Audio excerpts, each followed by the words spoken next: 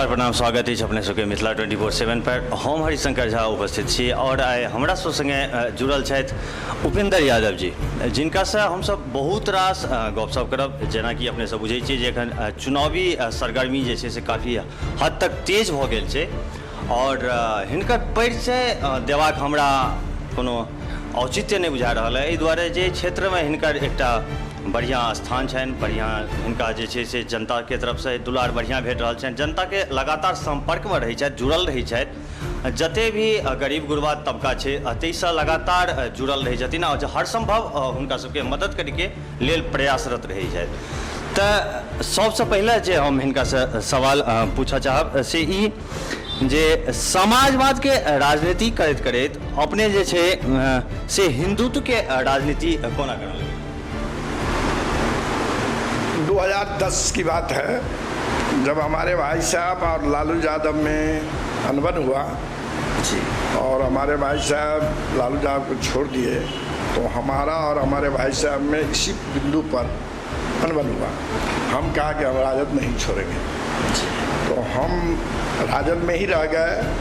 हमारे भाई साहब अलग पार्टी बना लिए, हम राजद में रह गए। तो लालू यादव मुझे दिल्ली बुलाए जी। लालू यादव दिल्ली बुलाए और प्रयास से चुनाव लड़ने के लिए उन्होंने 3 बार आग्रह किया। 2 बार तो मैं चुप रहा, तीसरे बार कहा कि 20 साल तक मैं लड़ाई से, अभी भी चचेरा भाई से लड़ाई लड़ते लड़ते उभरा हूँ, और आप चुनाव लड़ने के लिए कहते हैं तो कल सहोदर भाई से मेरा लड़ाई होगा, तो उसमें आप भाग न जाइएगा। उसी शर्त पर मैं चुनाव लड़ने के लिए तैयार हूँ। वहाँ रामकृपाल यादव भी थे, जयप्रकाश यादव भी थे, वो महिला एगो सांसद थी धनबाद की, वो भी थी। वीरेंद्र चौधरी भी थे, वीरेंद्र चौधरी भी डेरा पर उसी समय वहाँ बैठे हुए थे। प्रेम कुमार जी भी थे, तो कई लोग वहाँ थे। तो हमको आश्वस्त करके लालू जी वहाँ से भेजे, रामकृपाल आओ नीचे तक आए, माला तला मंगवाए, माला पहना के दिल्ली से हमको भेजा कि जाओ अपना काम करो, पटना में मत रहना, पटना मत आना, तुमको टिकट जिस समय सिंबल देंगे उस समय बुलावेंगे। हम आए, अपना काम करने लगे। बार प्रीथा वोट लिए, पूरे कोसी बेल्ट पर्चा छपा लिए। समुच्चय विधानसभा में हमने पर्चा मैंने अपना सघन अभियान किया।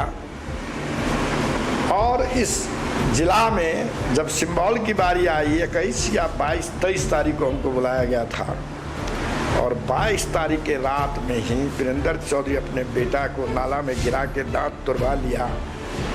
और एक रात पहले वो सिंबल कहा, अति पिछड़ा का बेटा मर जाएगा, उसको सिंबल दे दिया।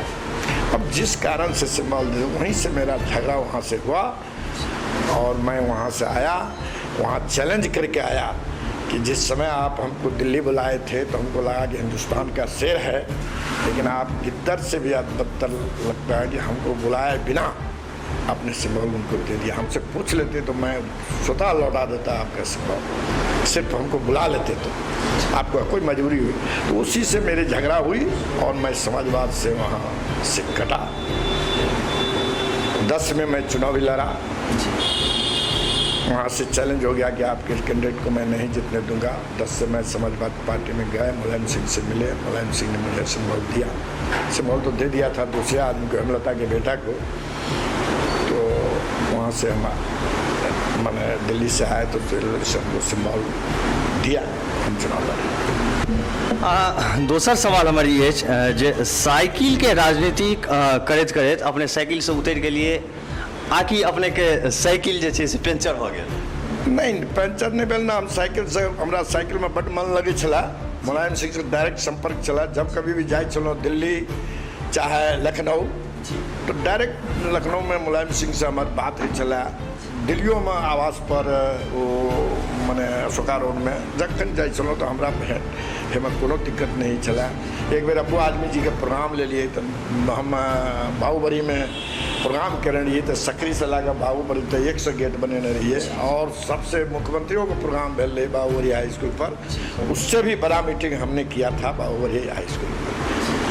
तो हमको कोई दिक्कत नहीं था समाजवादी में, लेकिन जब समाजवादी पार्टी से हमने राजनगर का उपचुनाव हुआ तो राजनगर के उपचुनाव में हम एक सिंबल ला के लखनऊ से दिए, क्या नाम था उनका, रामविलास सराय मुखिया था वर्तमान में मुखिया अध्यक्ष भी था, उसको हमने लड़ाया और लड़ाया तो मजबूती से राजनगर में। जो वहीं हमारी परिचय हुई माननीय अध्यक्ष श्री मंगल पांडे जी से, कहीं भेंट हुई, उन्होंने आग्रह किया कि आप हमारे साथ चले आइए, इस क्षेत्र में आपके मौजूद आदमी की हमको पार्टी में ज़रूरत है।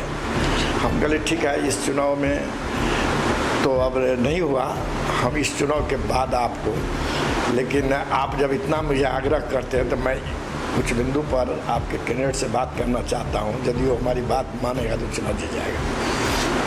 तो हमारी बात हुई उनके कैंडिडेट से, लेकिन वो संजोग से वो हमारी बात को नहीं माने, तो उस बार चुनाव हार गए। और वहीं से हम उसके बाद चुनाव के बाद इस हिंदू शक्ति में, हिंदुत्व में विश्वास करते हुए, नरेंद्र मोदी में विश्वास करते हुए, अमित शाह में विश्वास करते हुए हम पार्टी ज्वाइन कर लिए पटना में। यहाँ से 100 गाड़ी के साथ हम गए थे पटना। अपने के जे राजनीतिक जीवन के जे शुरुआत भेल से कोना भेल, कौन परिस्थिति में भेल, इस चीज के जानकारी। सन 1974 में हम परीक्षार्थी थे, मैट्रिक के परीक्षार्थी थे। 73 में थे, 73 में एक्सपेल्ड हो गए, 74 में पुनः अपीयर्ड हुए। 18 मार्च को ही परीक्षा शुरू थी सेकेंड श्रेणी से। हम लोगों का परीक्षा केंद्र था टिबरेवाल हाई स्कूल झंझारपुर। तो पटना में गोली जब चली, छात्र मौत हुआ आंदोलन में, तो परीक्षा स्थगित हो गया। वहाँ से हम लोग लौट के आए घर में नौजवानों को एकत्रित किए, विद्यार्थी को हाई स्कूल से एकत्रित किए, सारे एकत्रित करके उस विरोध में एक जुलूस निकाले। वहीं सिसावरी गांव से ही एक जुलूस निकाले हाई स्कूल के बगल माने चौराहा से। तो सभी गांव के नौजवान भी आए, लगभग हमको लगता है कि स्टूडेंट से लेकर 400-500 विद्यार्थी या नौजवान मिलके हम लोग एक प्रोसेसन निकाले, बंदी किए, बाजार को बंद किए, वो सरकार के विरोध में नारा लगाते आए। फिर यहाँ PWD का ऑफिस था, उसमें तोड़फोड़ कर दिया कुछ लोग। यहाँ से हम लोग, कोई तो ऑफिस था नहीं उस समय, फुलपरास में बाढ़ का क्षेत्र था, मतलब 74 में यहाँ बाढ़ बहती थी। ये फुलपरास में नदी बहती, जहाँ ये घर है इस होकर नदी बहती थी। तो हम लोग गए, थाना पर गए, थाना में संजोग से कागज पत्र था, उसको भी नौजवान सब नहीं माना, फाड़ दिया। एक घर था उसका, उसमें आग लगा दिए। वहाँ से गए राष्ट्रीय ऑफिस को तोड़फोड़ कर दिए। वहाँ से गए फिर पोस्ट ऑफिस था, वहाँ तोड़फोड़ हो गया। तो भीड़ अनियंत्रित हो गई, बहुत सारे नौजवान विद्यार्थी थे, गोली चली थी, तो लोगों ने कुछ मैंने कर दिया। घटना होने के बाद CRPF जवान आया, बाहर से फोर्स आया, BSF के जवान सब आए, गाड़ी का गाड़ी 25/3/74 को हमारी गिरफ्तारी हुई। यहीं एक खपरा का घर था, परीक्षार्थी थे, पढ़ रहे थे, मैंने रात में लालटेन जला के तो पकड़ के यहाँ से उठा के लेके चल गया। यहाँ से थाना तक मारते ही ले गया। कितना लाठी मारा वो गिनती लायक नहीं था, मार के बंद कर दिया। फिर और जगह से बुलाए, तो सवेर में देवनाथ यादव, देवेंद्र यादव, ये लोग चारों तरफ गांव में आया। लगभग 5000 आदमी गिरफ्तारी देने के लिए फुलपरास थाने पर गया। फुलपरास थाने तो अकबक हो गया। एक ट्रक हाफडलिया वहाँ से बालू लेके कहीं से निर्मली से जा रहा था, उसको लाया। उस पर हम लोग 40-50 आदमी जितना चढ़ सके उस पर चढ़े। हम लोगों का यहाँ एंट्री भी नहीं हुआ, गिरे गेट में जाके एंट्री हुआ। ऐसा इंस्ट्रक्शन था कि ले जाओ। हम लोगों को मधुबनी स्टेशन ले गया। मधुबनी स्टेशन पर हम लोग को भोजन कराया, एक होटल में सबको छोड़ भी दिया, पर पैखाना करके आया। लोग मुँह हाथ धो के, कोई नहीं भागा, सब नारा लगाते हुए फिर जेल गेट पर भरा में हम लोग चले गए। वहाँ सबका 40 आदमी के लगभग हम लोग जेल गए। फिर 2 तारीख से परीक्षा हुई, हम बेल पर निकले, परीक्षा दिए, परीक्षा पास किए। तो वहीं से मेरा छात्र आंदोलन से राजनीति शुरू हुआ। इमरजेंसी में भी कई आंदोलन हुए। 2, 3, 4 अक्टूबर को पूरे बिहार में बंदी हुआ, रोड काटा गया, रेलवे काटा गया। उस समय रात को हम लोग का अहम भूमिका रहा। फिर इमरजेंसी में हम लोगों को पुलिस बहुत खदेड़ा तो भाग गए हम लोग नेपाल में कुछ दिन रहे। नेपाल में रहने के बाद फिर इमरजेंसी हटा, 77 का चुनाव हुआ। हमारे भाई साहब चुनाव लड़े, छात्र संघर्ष समिति के अध्यक्ष थे मधुबनी जिला के, तो उनको छात्र कोटा से टिकट मिला। बहुत उस समय में बहुत 47-48 हज़ार वोट से यहाँ से चुनाव जीत हुई। फिर कर्पूरी ठाकुर के लिए मैंने इस्तीफा दिए, कर्पूरी ठाकुर यहाँ से चुनाव लड़े, चुनाव जीते। तो यहीं से मेरा राजनीति शुरुआत हुआ। और 77 से खासकर मैं राजनीति में कोई ऐसा चुनाव नहीं है। फिर 89 में पार्लियामेंट का चुनाव हुआ। 90 में राम कुमार जी को हमने टिकट दिलाया ज़बरदस्ती पार्टी से। राम कुमार जी का चुनाव 5 बार मैं चुनाव एजेंट रहा, इलेक्शन इंचार्ज मैं ही रहता था। मैं ही उनका चुनाव तन मन धन से लड़ के देवनाथ यादव को 2 बार हराए, 3 बार देवनाथ यादव हराया राम कुमार को। तो 90 से हमारा और देवनाथ के बीच में मैंने द्वंद्व चल रहा है, पॉलिटिकल द्वंद्व। सकारात्मक राजनीति हम लोग करते हैं, नकारात्मकता में हम लोगों को कोई विश्वास है नहीं। बहुत गोटा के ई कहने छनि जे अपने के जे राजनीति छै से परिवारवाद से आयल अछि। अहाँ एकरा परिवारवाद कहै छियै या अपन अहाँ के मेहनत? जो लोग परिवारवाद की राजनीति कहता है वह तो उसको ज्ञान का अभाव है। हमारा गांव सिसवावरी गांव है। सिसवावरी गांव दरभंगा महाराष्ट्र से लेके आलापुर इलाका है। हमारे दादा परदादा ने लड़ाई लड़के यहाँ से 7.5 हाथ का लगा लिया था। वो हम ही लोग के खानदान का दिन है। जेल गया, लाठी खाया कितने बार, उन्हें लोगों को कर देना बंद करा दिया।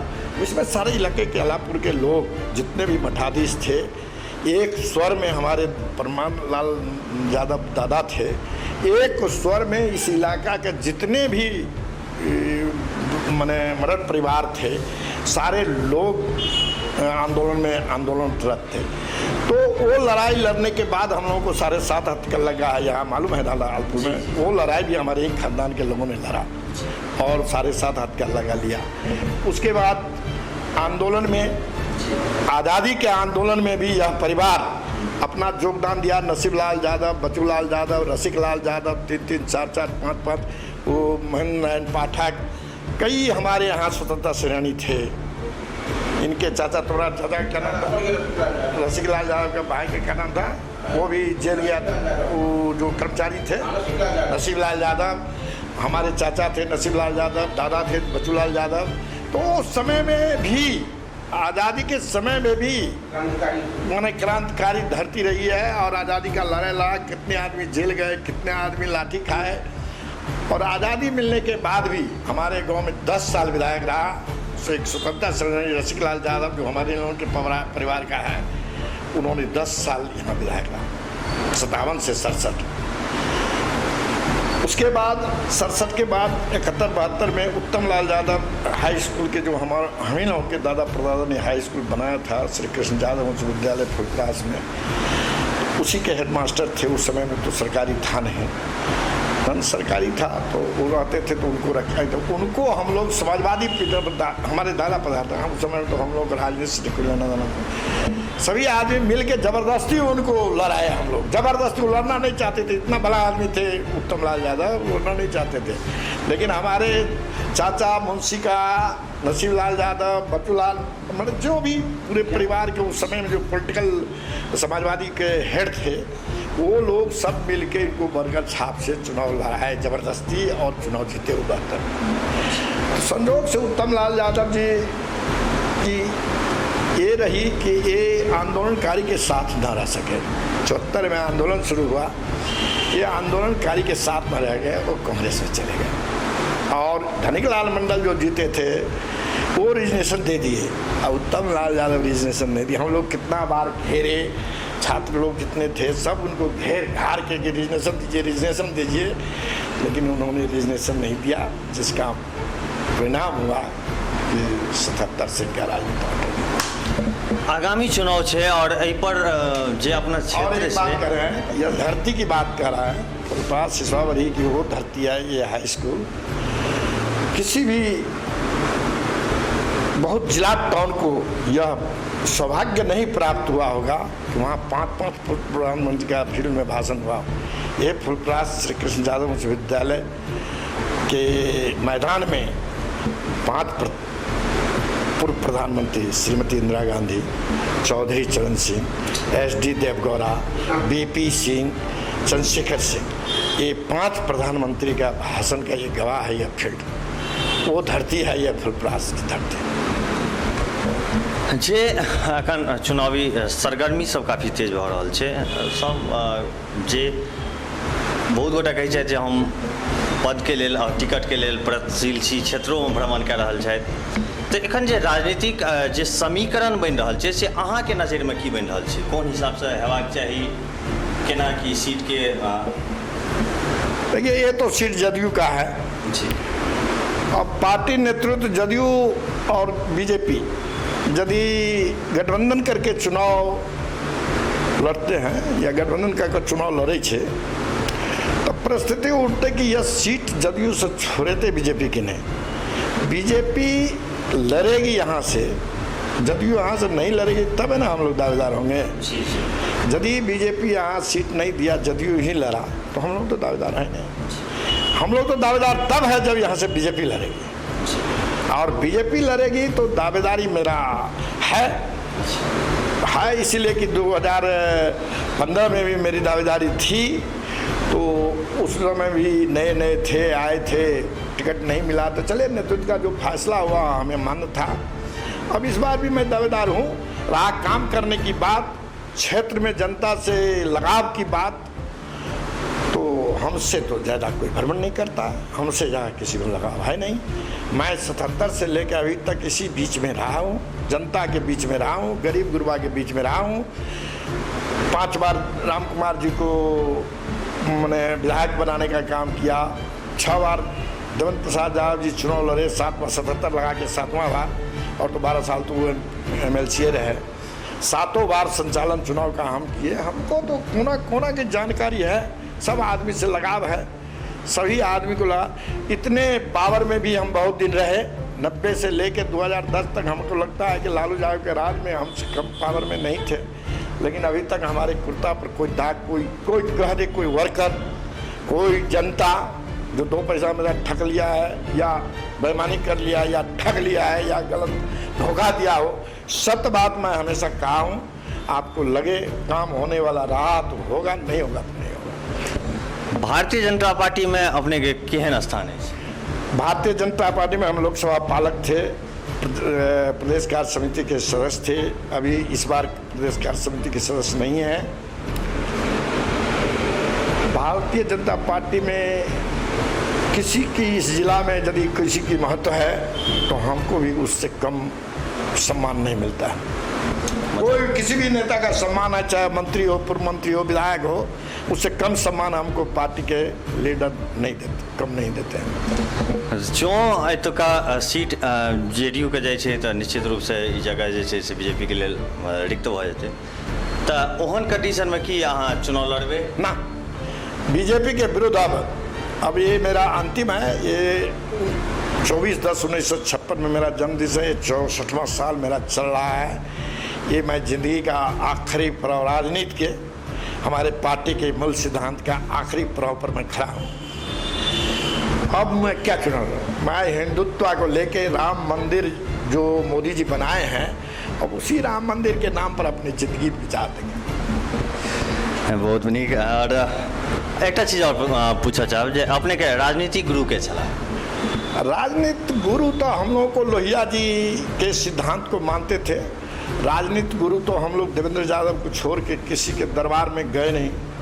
77 से लेके 2010 तक एकमात्र आदमी को हम नेता मानते थे, देवेंद्र प्रसाद यादव को। 10 में मेरी झंझट हुई, मैंने कहा कि लालू यादव को नहीं छोड़िए, उन्होंने छोड़ दिया, झंझट हो गया। तो उसके बाद झंझट है, खान पियन, रहना जाना, बोलिया चोली सब बंद है।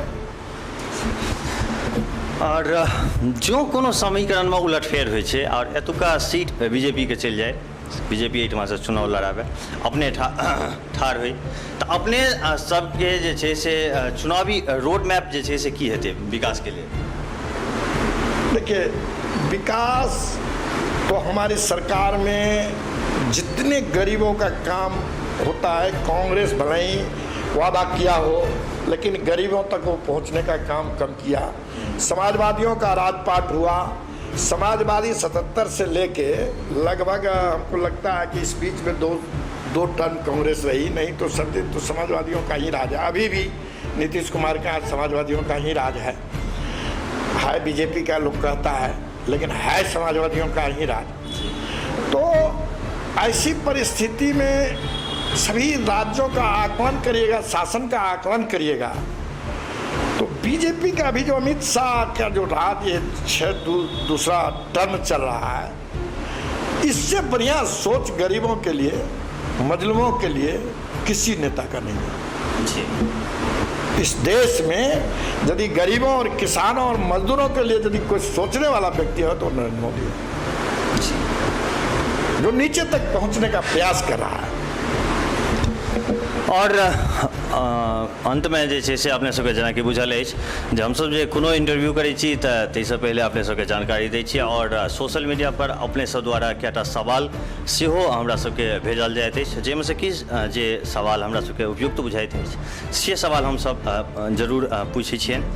तऽ ताहिमे से एक आधटा सवाल हमरा लग जे आयल अछि, ताहिमे से एगो ई अछि, अपने पर ई आरोप अछि जे अपने द्वारा एहन तरह के गप कहल जाइ छै जे अहाँ जे छै से सांसद आ विधायक बनबै छियै, तो एहन तरह के बात में कहते बनाने की कोई बात नहीं है। सच्ची बात मैंने बोला कि 5 बार मैं राम कुमार जी का इलेक्शन एजेंट रहा, तो निश्चित रूप से बनाने में सहयोग है।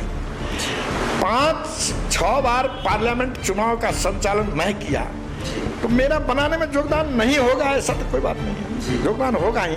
हम ही बनाते हैं सो बात नहीं है, मेरा योगदान है, मैं ये कह रहा हूँ। अच्छा, दोसर सवाल ई अछि सोशल मीडिया से जुड़ल जे फुलपरास विधानसभा में पिछला 30 साल से एके जे छै से परिवार के कब्जा छै, तो एहि पर अपने के की प्रतिक्रिया है? तो उसके बारे में तो कहबे किए कि यह गांव जो है पॉलिटिकल गांव है, ये गांव किसी को मत अपने हिसाब से देता है। जी। हमारे एक प्रत्याशी थे राम सुंदर जी, बराबर कहते हैं कि हम 50,000 वोट हैं। ये फुलपरास विधानसभा का क्षेत्र जो है, यहाँ 50,000 वोट के आसपास बीजेपी को, अब 50,000 वोट आरजेडी का रखा हुआ है। किसी को टिकट दे देगा ये दोनों पार्टी, 50,000 वोट उसको मिलेगा पार्टी के नाम पर। रह गई जीतने के लिए तो 15 से 20,000 वोट कैंडिडेट को अपने स्तर पर लाना पड़ेगा। उसको लाने में हमारा पूर्व का जो प्रत्याशी है वो अक्षम रहा, जिसके चलते वो चुनाव हारा। आगे जो भी लड़ेगा, जो 15 से 20,000 वोट लाएगा वही चुनाव जीतेगा, चाहे इस पक्ष का उम्मीदवार हो चाहे उस पक्ष का उम्मीदवार हो। ये पूरे समीकरण मेरे समीकरण के अनुसार, आप लोग तो घूमते हैं तो आप लोग देखिए क्या होगा नहीं होगा। और अंत में जे हमर दर्शक सब छथि चैनल के माध्यम से अपने के देख रहा है, तो उनका सबके लेल की कहा जाए? बहुत बहुत शुभकामना हमर जे देखैया। हम जानल पहचानल आदमी छी, हम कोनो आइ से राजनीति नहीं करै छी, राजनीति में हम विदाग आदमी छी। हमर जे भावना अछि गरीब गुरुआ के जते भी छै, अपन हम काम धंधा व्यवसाय सेहो करै छी, अपन कमेलहुँ वही से सारा आदमी के किसी से न लेना है न देना है, न किसी के पैसे के पीछे जाना है। अपना पैसा खर्च करके, अपनी कमाई का पैसा खर्च करके पार्टी का काम करते हैं। अति पिछड़ा का सम्मेलन खुटौना में हुआ था, हमने यहाँ स्वागत समारोह का कार्यक्रम रखा था। भूपेंद्र यादव आए थे, नित्यानंद राय आए थे, सुशील मोदी जी आए थे, बिहार के लगभग सभी आदमियों को मैंने यहीं पंडाल लगाया था, सभी उतर के सभी का सम्मान समारोह मैंने किया था। पूरे लोहिया चौक से लेके हमको लगता है मुरली चौक तक पूरी जाम थी, यहाँ सब गाड़ी को उतर के जाना पड़ा, घंटों घंटों लगता था यहाँ से जाने में।